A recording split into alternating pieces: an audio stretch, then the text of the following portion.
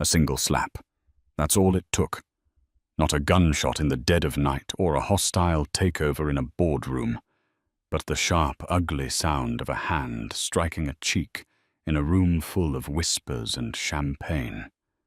The hand belonged to Richard Hawthorne, a man whose net worth was matched only by his ego. The cheek belonged to his wife, Genevieve, 7 months pregnant with his child.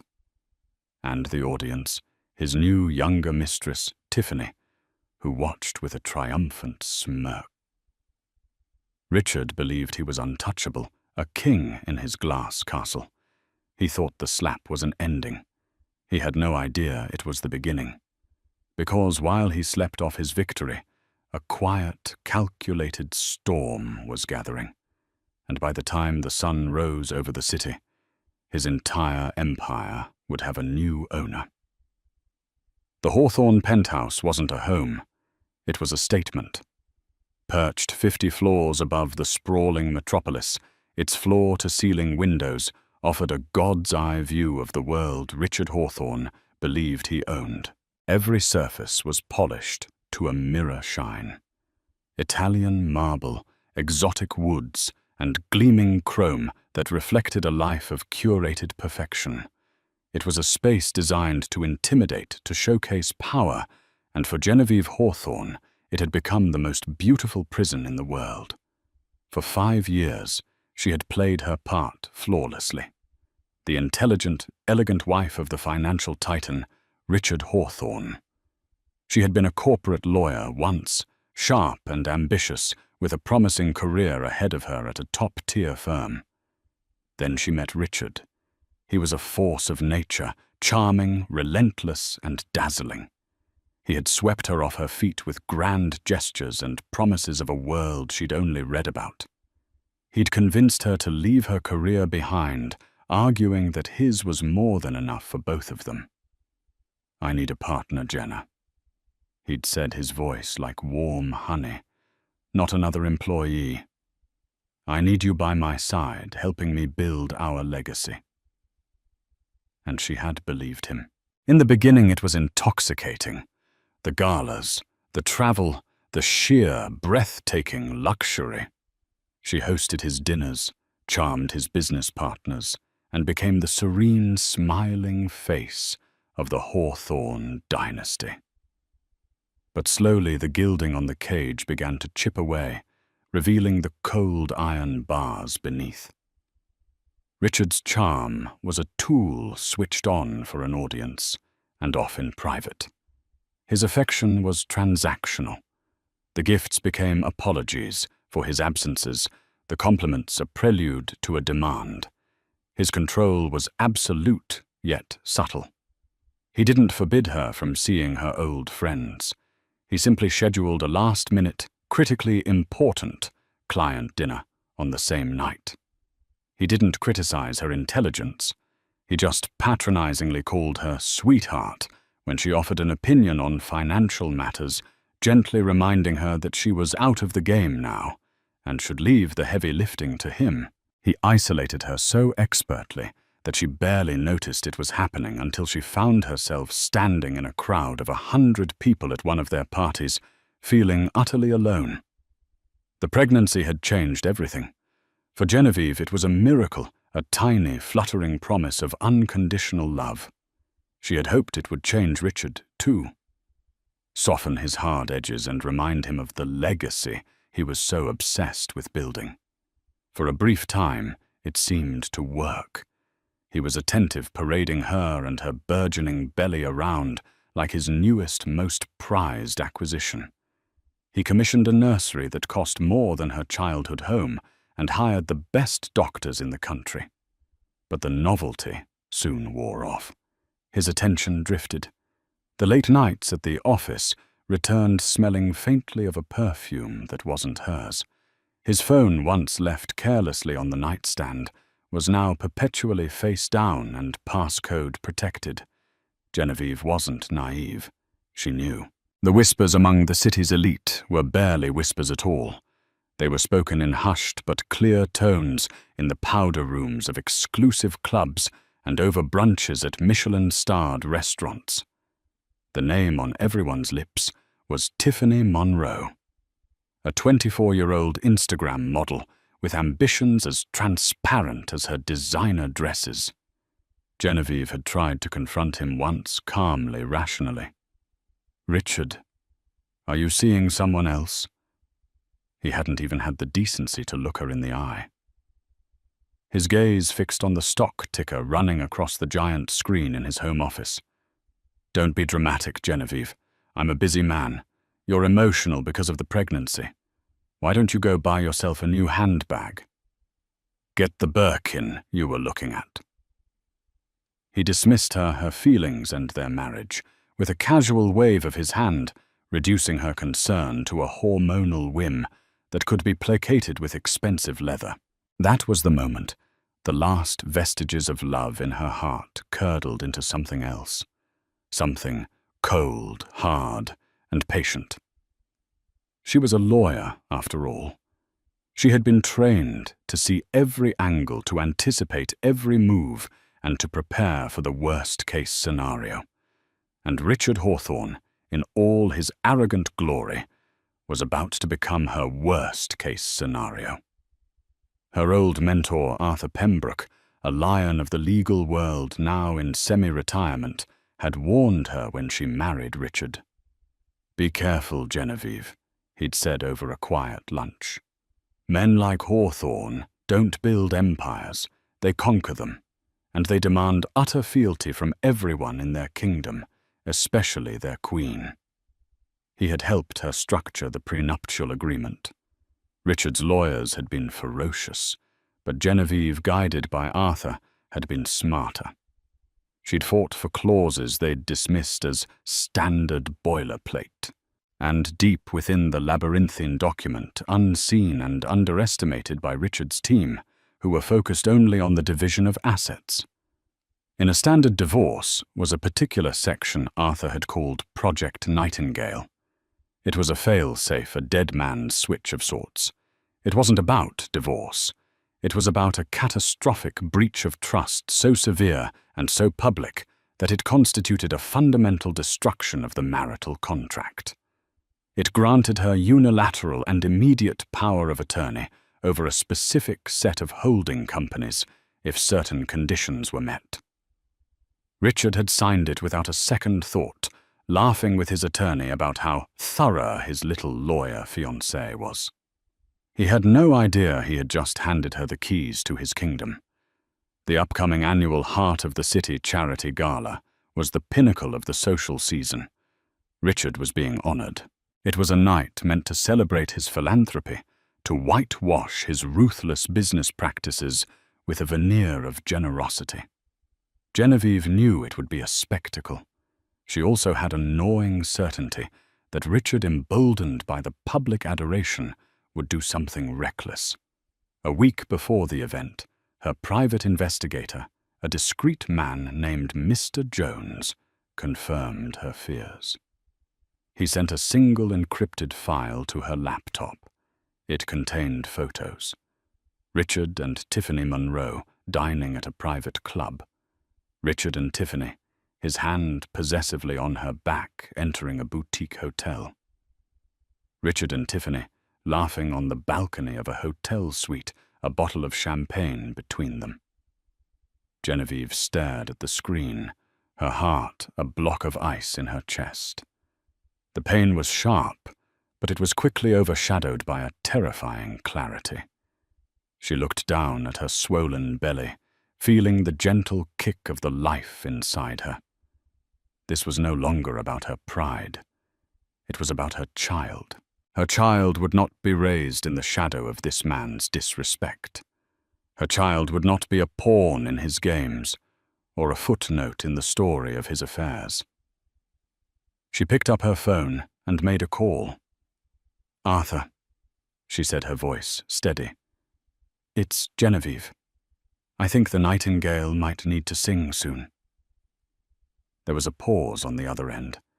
Then Arthur's grave voice replied, "I'll put the orchestra on standby. Just give me the signal, my dear. Just give me the signal." The night of the gala arrived. Genevieve chose a gown of deep sapphire silk that hugged her baby bump, a color that spoke of royalty and strength. As she put on the hawthorn diamonds, a magnificent necklace Richard had gifted her after a particularly lucrative merger, they felt cold against her skin. They felt like chains. Richard, preening in his custom-tailored tuxedo, barely glanced at her. "Ready, sweetheart? It's a big night. Lots of important people. Remember to smile." "I'll remember," she said, her voice a placid lake over a raging current. As they descended in the private elevator, the mirrored walls reflected their image, the powerful tycoon and his beautiful pregnant wife, the perfect couple. But Genevieve saw the truth. She saw a monster and a woman who was about to bring his entire world crashing down. The signal was about to be given. The grand ballroom of the Prescott Hotel was a universe of manufactured glamour. Chandeliers dripped crystals like frozen tears, casting a golden glow on the city's most powerful figures.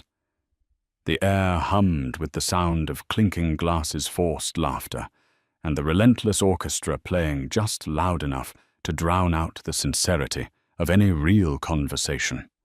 To Genevieve, it felt like a stage set for a tragedy. Richard was in his element.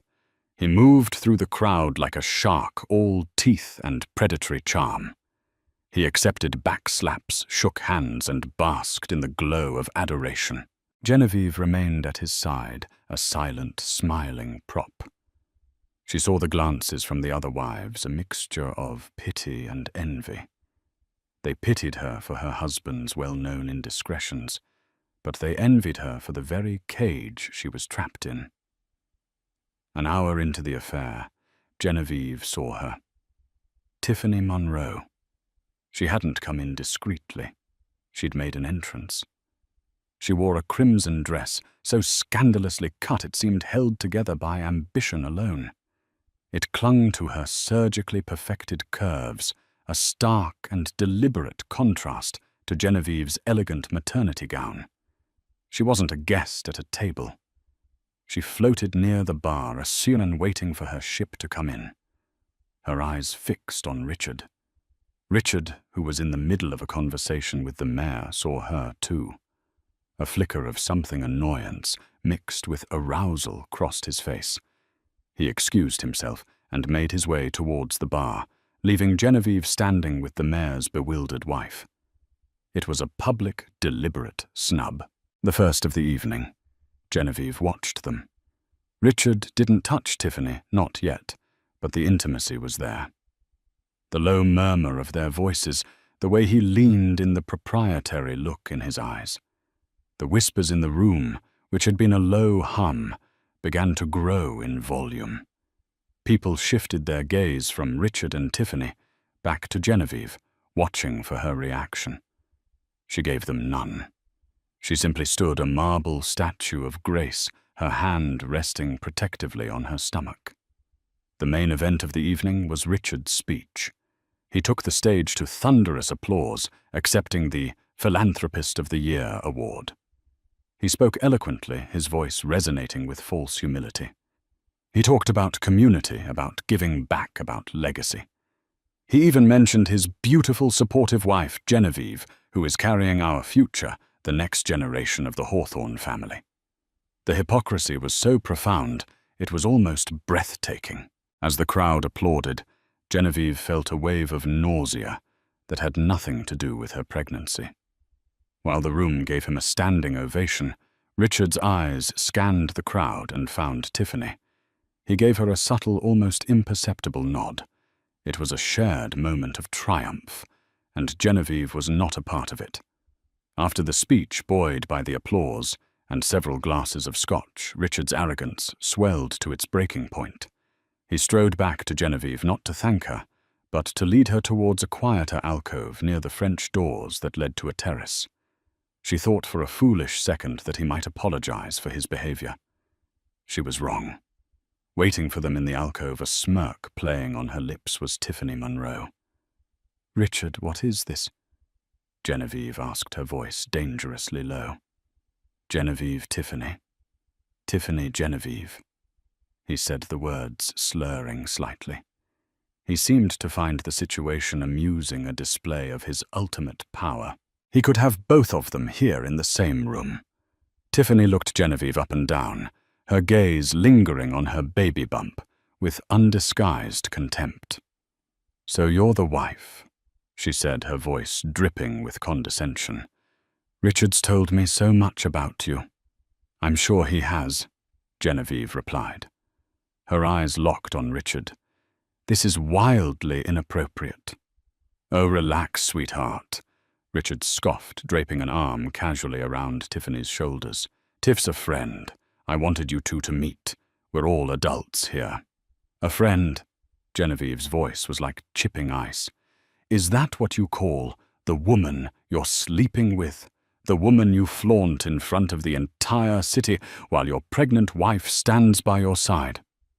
The accusation hung in the air, sharp and undeniable. Richard's jovial mask dropped. His face darkened with rage. He hated being challenged, especially in a way that threatened his carefully constructed image. "You're making a scene, Genevieve," he hissed, his voice a venomous whisper. "You're embarrassing me." "I'm embarrassing you," she shot back, her control finally snapping. "You bring this woman here to an event where you're being honored, and you have the audacity to say that I'm embarrassing you. I warned you," Richard snarled, stepping closer. His scent expensive cologne and fine scotch was suffocating. "You're emotional. You're hysterical. You need to learn your place." "My place?" Genevieve laughed, a bitter, broken sound. "My place is not to be a silent doormat for your infidelity. My place is not to stand here and be humiliated. Your place," he said, his voice dropping to a growl, "is to do what I tell you." And then it happened. In a flash of liquor-fueled rage, Richard raised his hand. The slap was shockingly loud in the relative quiet of the alcove. It wasn't a tap. It was a full-force blow, hard enough to snap Genevieve's head to the side and send a spray of pain across her face. The force of it made her stumble back a step, her hand flying to her cheek, the other instinctively clutching her belly. For a moment there was absolute silence. The orchestra seemed to have faded away. The world narrowed to that single searing point of impact on her skin. She could feel the imprint of his fingers. She could taste blood in her mouth, where her teeth had cut the inside of her lip. Tiffany Monroe's smirk had vanished, replaced by a flicker of shock, perhaps even fear. She hadn't expected this. This wasn't part of the fantasy. Genevieve slowly turned her head back to face Richard. She didn't cry. She didn't scream. Her eyes, which had been filled with hurt and anger moments before, were now chillingly empty. They were two black voids.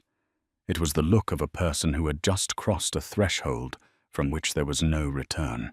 The pain on her cheek was a distant thing. The real event had happened inside her. Something had been irrevocably broken, and in its place something new and terrible and strong had been forged. She looked at her husband, the man who had just struck his pregnant wife in front of his mistress. She looked at his furious, unrepentant face, and she gave the signal. It was almost imperceptible. She reached into her clutch for a handkerchief to dab at her lip. As she did, her thumb pressed the side of her diamond-encrusted phone case twice. It was a pre-programmed emergency command, a simple, innocuous action that no one would ever notice. The command sent a single encrypted toast message to a burner phone on Arthur Pembroke's desk. The message contained only one word, Nightingale. Genevieve met Richard's furious gaze one last time. She said nothing. She simply turned her posture as straight and unbowed as a queen's, and walked away. She walked out of the alcove, through the now silent crowd that parted before her, like the Red Sea, and out the grand entrance of the hotel. She didn't look back. Richard left, standing with a stunned Tiffany shouted after her. "Genevieve, you get back here, don't you walk away from me." But she was already gone. He thought she was running away in defeat. He thought he had won. He swaggered back to the bar to get another drink, basking in his power, utterly oblivious that he had just signed his own death warrant. The slap wasn't the end of the argument. It was the trigger. The final condition of Project Nightingale had been met, a fundamental breach of trust accompanied by physical violence and public humiliation. The clock had just started ticking on the Hawthorne Empire. The cold night air hit Genevieve like a tonic, clearing the last vestiges of shock and leaving only crystalline resolve. She didn't hail a cab. A black town car, unmarked and discreet, pulled up to the curb the moment she stepped out of the hotel. The driver, a man she knew only as Robert, stepped out and opened the rear door without a word. He was on Arthur's private payroll, a ghost who specialized in quiet efficiency. Inside the car was a sanctuary of silence. She leaned her head back against the cool leather, the throbbing in her cheek a dull metronome counting down the seconds of Richard's reign. She didn't go back to the penthouse. She would never set foot in that place again. Robert drove her to a location she had secured weeks ago, under a false name, a suite at the exclusive Windsor Arms, a hotel known for its old-world discretion and ironclad privacy. The suite was not opulent like her former home. It was functional, elegant, and secure. On a large mahogany desk in the living area, a suite of brand-new encrypted electronics was already set up and waiting. A laptop, several monitors, and a satellite phone. Arthur Pembroke believed in preparation. She took a moment in the marble bathroom, looking at her reflection for the first time since the slap. A faint, angry red mark was blooming on her left cheek. Her lip was slightly swollen, but her eyes held a fire that had been dormant for 5 long years. The woman staring back at her was not the socialite Genevieve Hawthorne. It was Genevieve Alcott, the top-of-her-class law graduate, the woman who could dissect a hostile takeover brief in a single night and find the single fatal flaw. She took a deep breath, splashed cold water on her face, and went to work. She picked up the satellite phone and dialed. Arthur answered on the first ring. "Nightingale is confirmed," she said, her voice devoid of emotion. "Trigger conditions met in full. Physical violence, public humiliation, corroborating witnesses. We are a go." "My God, Genevieve, are you all right?" Arthur's voice was filled with genuine concern. "I will be," she replied.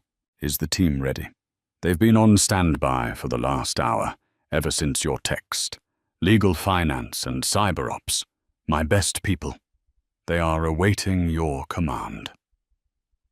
This was the culmination of 18 months of painstaking preparation. Ever since Genevieve had first confirmed Richard's infidelity, she and Arthur had been building this arc. They had meticulously mapped out Richard's vast and complicated financial empire. He thought his assets were an impenetrable fortress spread across dozens of shell corporations, offshore accounts and blind trusts, all registered in different jurisdictions from the Cayman Islands to Switzerland to Delaware. He believed it was too complex for anyone, especially the wife he thought of as a decorative object, to ever unravel. He had made one colossal, arrogant mistake. Early in their marriage, in a bid to streamline control and minimize his tax burden, he had consolidated the ultimate ownership of nearly everything: the real estate, the stock portfolio, the private equity stakes, the art collection, even the ownership of the jet and the yacht under a small handful of Delaware-based holding companies. And it was his signature sitting on the Project Nightingale clause within their prenup that gave Genevieve the key to those companies. "Execute," Genevieve said into the phone, her voice ringing with authority.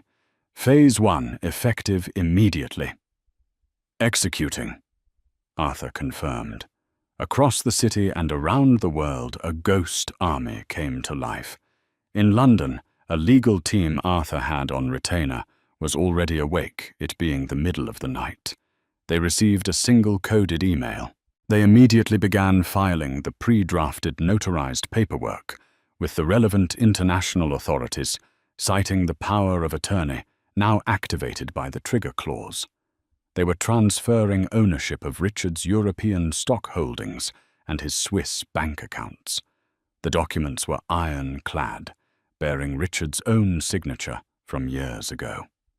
In the Cayman Islands, a financial consultant woken by a 3 a.m. call logged into a secure portal. He initiated the transfer of control for 3 major offshore accounts, moving billions in liquid assets from entities controlled by Richard Hawthorne to new entities controlled by G.A. Pembroke, a trust Genevieve had set up with Arthur, with her and her unborn child as the sole beneficiaries. In New York, a small team of cybersecurity experts working from an anonymous office in Soho launched their part of the operation. This wasn't illegal hacking. It was a hostile administrative takeover. Using the legitimate credentials now legally belonging to Genevieve, they began a systematic lockout. They changed the passwords and security protocols for Richard's trading platforms, his corporate bank accounts, and his personal lines of credit. They accessed the digital management systems for his properties, changing the access codes to the penthouse, the Hamptons estate, and the Miami condo. They even changed the ownership registration and deactivated the key fobs for his fleet of luxury cars. Back in her hotel suite, Genevieve directed the entire orchestra. She was on a 4-way encrypted conference call with Arthur and the heads of the legal and financial teams. Spread before her on the monitors were real-time updates of Richard's crumbling empire.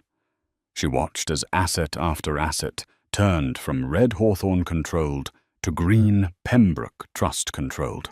It was a breathtakingly complex and aggressive series of moves, all happening in the space of a few hours, while the man at the center of it all was completely unaware.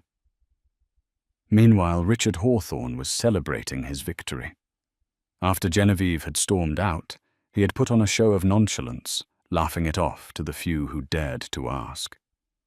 He took Tiffany by the arm and paraded her through the rest of the gala, a conqueror displaying his spoils.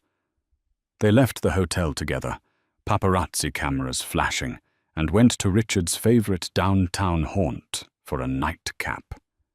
He was drunk, arrogant, and triumphant. "She'll come crawling back," he boasted to Tiffany as they sat in a plush booth, champagne flowing freely. "She always does. She has nothing without me. She knows which side her bread is buttered on. A little drama to keep things interesting, that's all." Tiffany, now basking in the glow of being the chosen one, eagerly agreed. She had no idea that the credit card Richard used to pay the exorbitant bill, a black card with no supposed limit, was mere hours away from becoming a useless piece of plastic.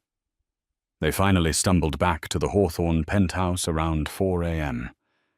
Richard dismissed his security detail with a wave feeling invincible. He collapsed into his bed, not even noticing Genevieve's side was empty and cold. He fell into a deep, dreamless sleep, the sleep of a king who believes his castle walls are impenetrable. He didn't know that miles away, his queen was systematically dismantling the castle brick by brick and salting the earth where it once stood. By 5:30 a.m., it was done. Genevieve stared at the final screen, a sea of green. From the multi-million-dollar penthouse he was sleeping in, to the stocks that formed the bulk of his wealth, to the very cash in his current accounts, it was all gone. His name had been surgically excised from every significant asset he possessed. He wasn't just broke, He was a non-entity, a ghost in his own life. She leaned back in her chair, the first rays of dawn beginning to streak the sky. The longest night of her life was over. For the first time in 5 years, she felt a profound sense of peace. She placed a hand on her belly. "It's over," she whispered. "We're safe now." She closed the laptop, switched off the monitors, and went to the bedroom. For the first time in a very long time, she slept without fear. Richard Hawthorne awoke at 9:00 a.m. to the insistent pounding in his head. A Scotch-fueled hangover was his unwelcome companion. He rolled over, expecting to see Genevieve perhaps with a glass of water and an apologetic look on her face. The space beside him was empty. A faint, unfamiliar scent of Tiffany's perfume lingered on the pillows. He grunted. The woman had slipped out at some point. Good. It saved him the trouble of kicking her out. He sat up, rubbing his temples. He felt a brief flash of irritation at Genevieve for her dramatic exit. She'd be back, of course. He'd let her stew for a day or two. Then he'd buy her a new piece of jewelry, and everything would go back to normal. That's how it worked. That's how it had always worked.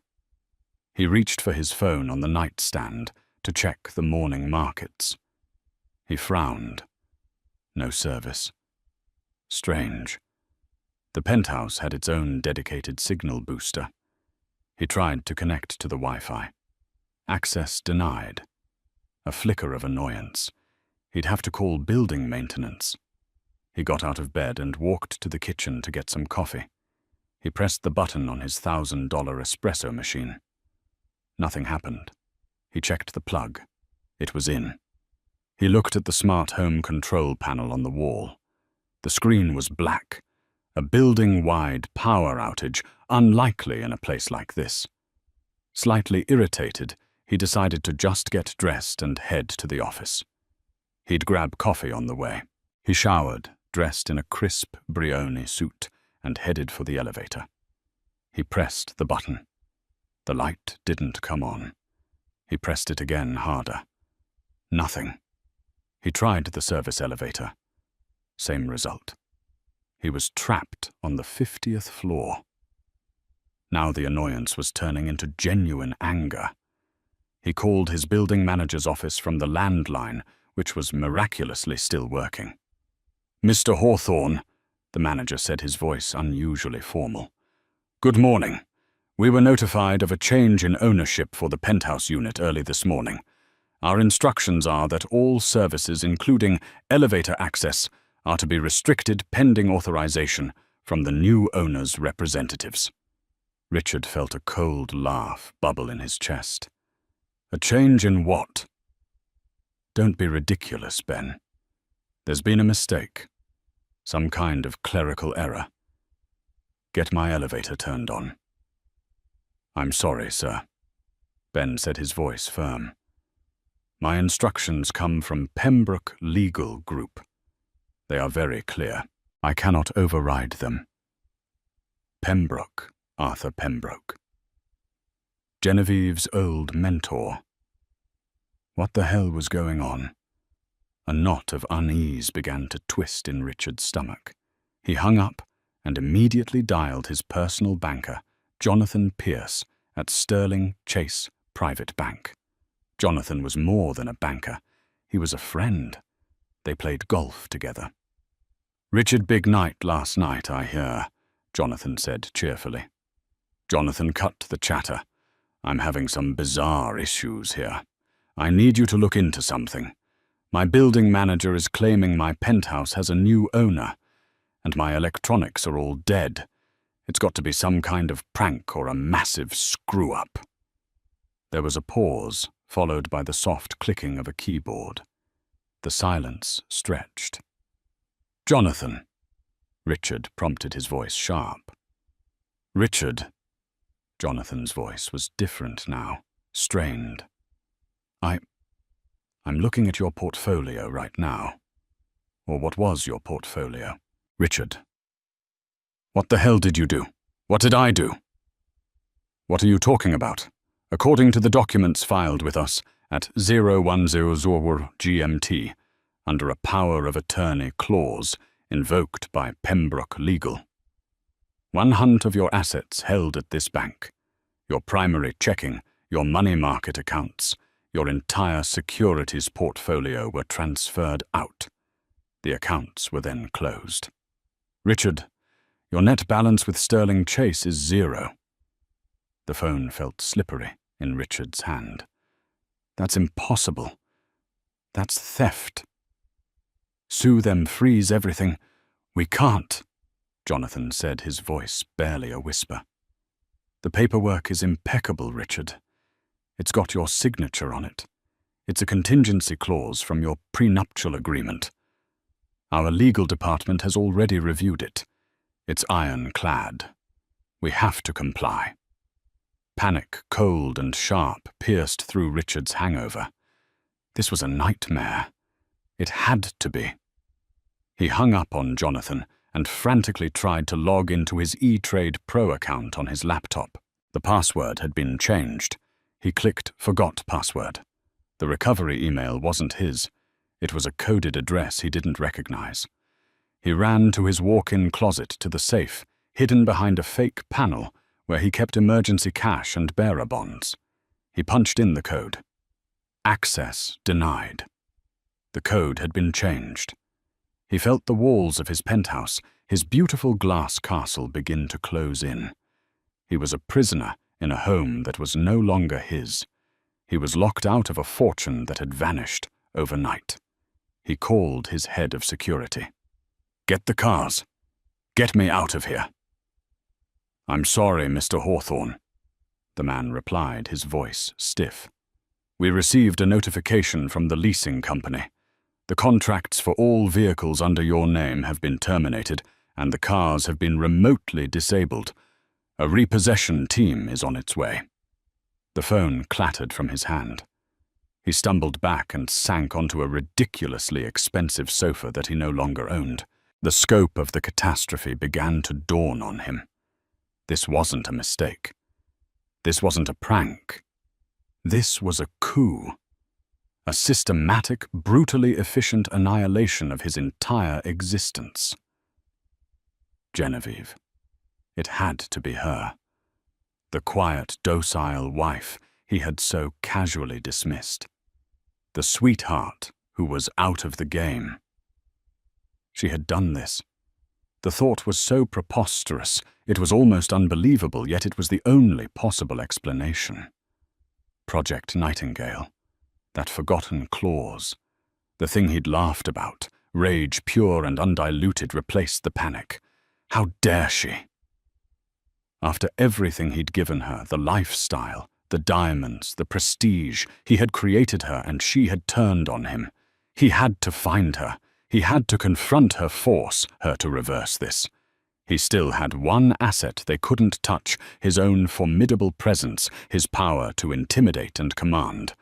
He would find her, and he would break her. But first he had to get out of the penthouse. He looked at the fire stairs, 50 floors. Cursing, he kicked over a priceless vase, which shattered on the marble floor. It made a satisfyingly loud noise, the last act of ownership he could perform. Then Richard Hawthorne, the Titan of finance, the master of the universe, began the long, humiliating walk down 50 flights of stairs, emerging sweaty and disheveled into a world that no longer recognized his authority. He tried to use his credit card to hail a cab. Declined, the driver grunted, before speeding off, leaving Richard standing on the curb, a king, without a kingdom, his name worth less than the suit on his back. It took Richard 3 hours of frantic, humiliating calls to finally locate her. His lawyers wouldn't take his calls, citing a conflict of interest. His so-called friends suddenly had meetings they couldn't miss. Finally, a sycophantic junior analyst at his old firm, either out of fear or a misplaced sense of loyalty, gave him the information he wanted. Genevieve wasn't hiding. She was waiting for him. The address was the Windsor Arms. The irony was bitter. It was a place he admired for its understated power, a power he now understood far better. He arrived on foot, his expensive suit rumpled his face a mask of fury. He didn't have the money for a cab and had been forced to navigate the indignity of the city's subway system. He announced himself at the front desk, expecting to be turned away. Instead, the concierge smiled politely. "Yes, Mr. Hawthorne. Ms. Alcott is expecting you. The penthouse suite. Please go right up." Ms. Alcott, not Mrs. Hawthorne. The name was another deliberate cut. The ease of access was another power play. She wasn't afraid of him. She was inviting him into her new domain. The elevator ride up was silent and tense.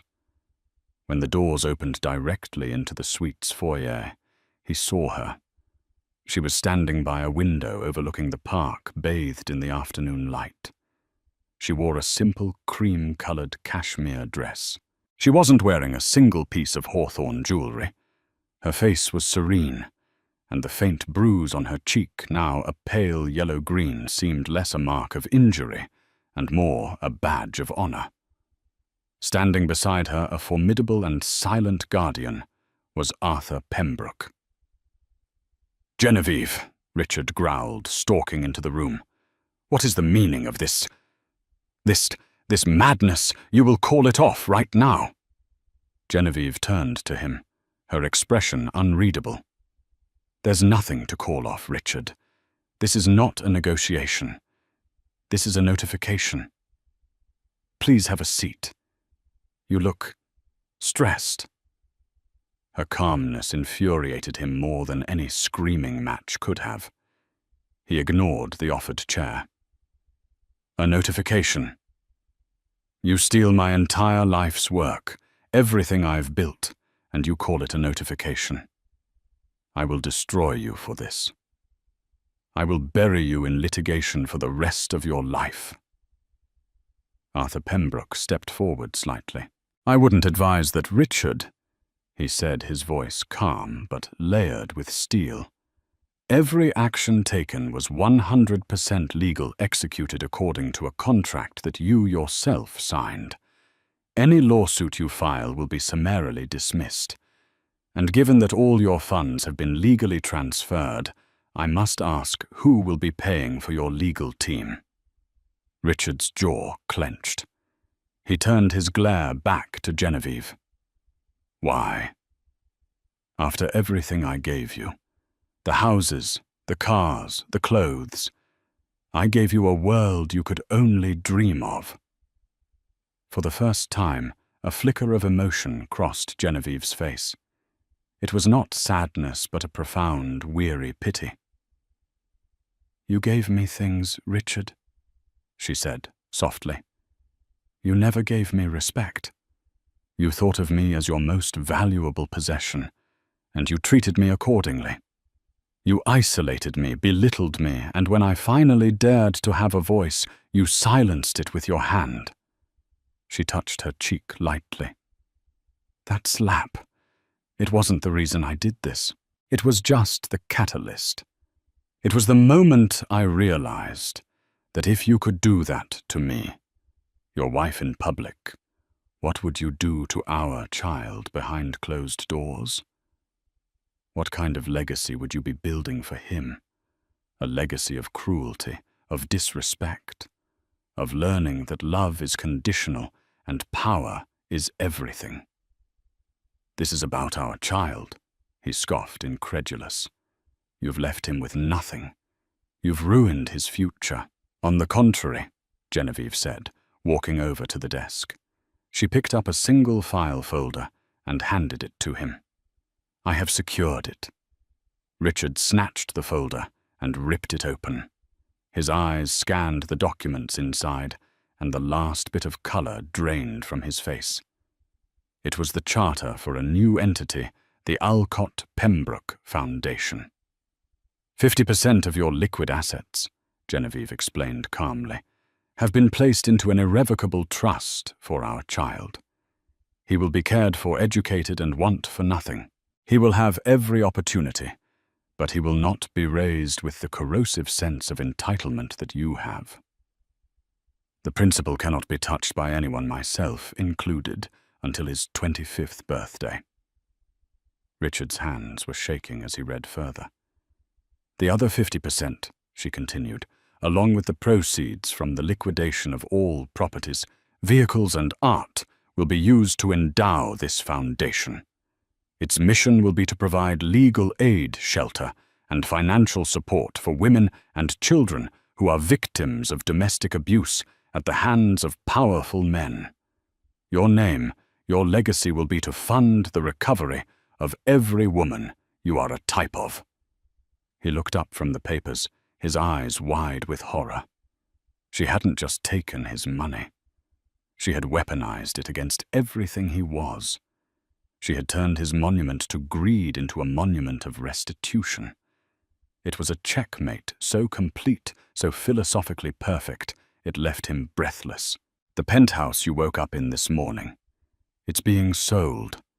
The proceeds will fund a new shelter in the city centre. The Hamptons estate will fund their legal defence wing. Your prized collection of sports cars will pay for counselling and job training for dozens of women. You didn't just lose your fortune, Richard. You donated it. He stared at her, the architect of his ruin. The woman he had dismissed as a pretty bauble. He saw now the brilliant, strategic mind he had tried so hard to snuff out. He saw the lawyer she used to be, resurrected with a vengeance. "You can't do this," he whispered, the rage gone, replaced by a hollow despair. "Please, Genevieve. I'm sorry. I'm sorry for everything. Don't do this to me." It was the first time she had ever heard him plead, but it was far too late. "The divorce papers will be filed this afternoon," she said, her voice final. "Citing irreconcilable differences and your public affair. I'm not asking for a single cent in alimony. I don't need it. I have my own work to do now." She walked back to the window, turning her back on him, a clear dismissal. The meeting was over. "Oh, and Richard," she added without turning around. "Arthur was kind enough to leave a small sum, $10,000, in a new bank account under your name. A gesture of goodwill, to help you get back on your feet. $10,000, to a man who 24 hours ago had measured his worth in billions. It was the final, most devastating insult. It wasn't just a defeat, it was an erasure. Arthur Pembroke stepped forward and placed a firm hand on Richard's shoulder, guiding him toward the door. "I believe your time here is done, Mr. Hawthorne." Richard stumbled out of the suite, a broken man. The elevator doors closed, and in their polished surface he saw the reflection of a stranger, a pale, haggard man in a rumpled suit holding a folder that detailed the complete and utter demolition of his life. He had slapped his pregnant wife in front of his mistress, certain of his absolute power. By morning, he was nobody. And the woman he had tried to break was now poised to use his own empire to build a better world. 8 months later, the city was moving into the crisp embrace of autumn. The leaves in Central Park were turning shades of amber and gold, the same colors that now defined the welcoming reception area of the Alcott Pembroke Foundation. The headquarters were not in a shimmering skyscraper, but in a beautifully restored brownstone, a building with history and warmth. It felt solid, grounded, and safe, everything Genevieve's old life was not. Genevieve Alcott, no longer Hawthorne, sat at a large oak table in a sunlit conference room. Spread before her were architectural plans for a new transitional housing unit. But her attention was focused on the source of a soft gurgling sound coming from a bassinet beside her. She smiled, reaching down to gently stroke the cheek of her 6-month-old daughter, Grace. The baby had her mother's calm eyes and a spirit that was thankfully entirely her own. Arthur Pembroke looking more vibrant than he had in years, sat opposite her reviewing a budget proposal. He was not just a mentor anymore. He was family, a doting honorary grandfather who visited the foundation almost daily.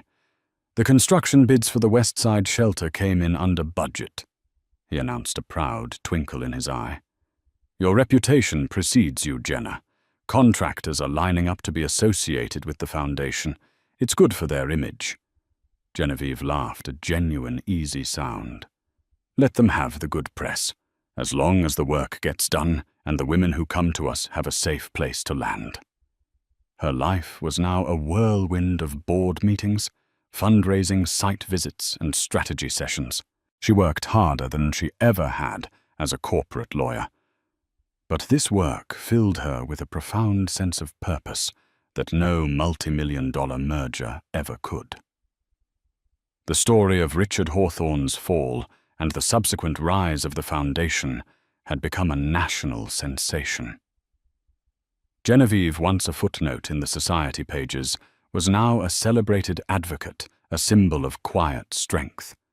She had given interviews not to gossip columns, but to serious journalistic outlets, always steering the narrative away from her personal drama and towards the cause she now championed.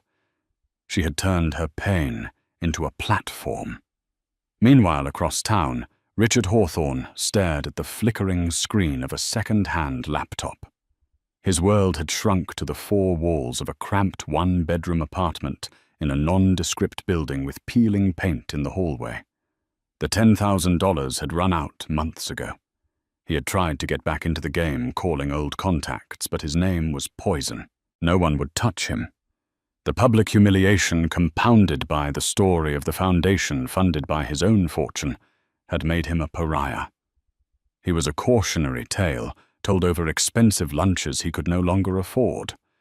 He was attempting to day trade. With the last few $100s, he had a pathetic echo of the billion-dollar trades he once executed with a single word. Every small loss felt like another twist of the knife. He saw Tiffany Monroe's face on a gossip website, sometimes draped over the arm of a new benefactor, a German industrialist. She hadn't even called. The television in the corner of his room was tuned to a local news channel. A reporter was standing in front of the familiar brownstone. The Alcott Pembroke Foundation today announced a new partnership with the city to provide pro bono legal services for victims of domestic violence, the reporter said cheerfully. Founder Genevieve Alcott, a powerhouse in her own right, continues to turn her personal triumph into a victory for thousands of women. Richard threw the remote control at the screen, a surge of impotent rage coursing through him. He still couldn't comprehend it. In his mind, he was the victim. She had taken everything from him. He refused to acknowledge the slap, the affairs, the years of emotional neglect. He saw only her betrayal, her cold, calculated theft.